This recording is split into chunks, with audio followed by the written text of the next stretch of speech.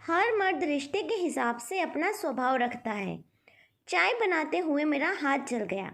दर्द के कारण आंखों में आंसू आ गए। पापा ने देखा तो एकदम से हाथ थाम लिया। मेरी तकलीफ उनसे बर्दाश्त नहीं हो रही थी।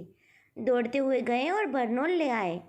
हाथों पर बरनोल लगा ही रहे थे और साथ ही माँ को भी डांट रहे थे। इसे किचन में इतना काम कराने की क्या ज़रूरत है? चाय तुम खुद भी तो बना सकती थी। माँ नज़रें झुकाए पापा की बातें सुनी जा रही थी। तकलीफ तो माँ को भी उतनी ही पहुँच रही थी मेरे हाथ जल जाने पर, मगर पापा के सामने वह कुछ न कह सकी। आखिर माँ ने चुप्पी तोड़ी और कहा, मैं कोई शौक से तो नहीं भेजती।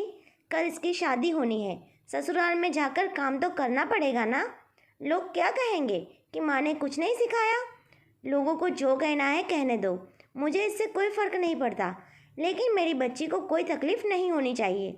आज से किचन में नहीं जाएगी। यह कहते हुए पापा ने मुझे गले लगाया और माँ को वार्निंग दी। मुझे तो खुशी होनी चाहिए थी कि मेरे पापा मेरे बारे में इतना सोच रहे हैं, मगर मैं खुश नहीं थी।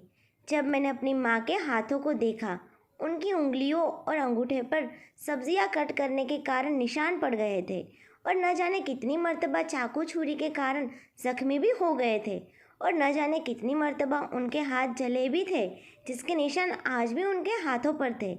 जब भी सब्जी काटते वक्त अगर कोई उंगली कट जाती और उसमें से बहुत सारा खून निकल जाता तो उस पर पट्टी भी नहीं लगाती और बस अपने काम में लगी रहती है।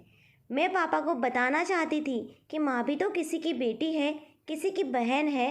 भले ही उनके पिता आज इस दुनिया में नहीं है, अगर होते तो शायद उन्हें भी अपनी बेटी के हालात देखकर उतना ही दुख होता जितना मेरे पापा को हुआ। मेरे पिता मेरी तकलीफ़ पर तड़प उठे, लेकिन पत्नी की तकलीफ़ का क्या? वह अपनी तकलीफ़ किसे बताए? कौन है जो उसकी तकलीफ़ को महसूस करेगा?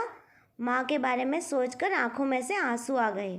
काश दुनिया के तमाम मर्द जिस तरह अपनी बहन, बेटी और माँ का ख्याल रखते हैं, अगर वैसा ही ख्याल अपनी पत्नी का रखने लगे तो वो हकीकत में जी उठेगी।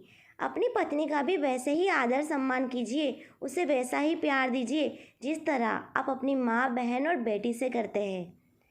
आशा करती हूँ आपको ये कहानी ज़रूर पसंद आई होगी। कमेंट करके ज़रूर बताइए। वीडियो अच्छी लगी हो तो लाइक और शेयर करना ना भूलें और चैनल पर नए हैं तो सब्सक्राइब कर दीजिए। अब मिलते हैं अगली कहानी में, तब तक के लिए बाय।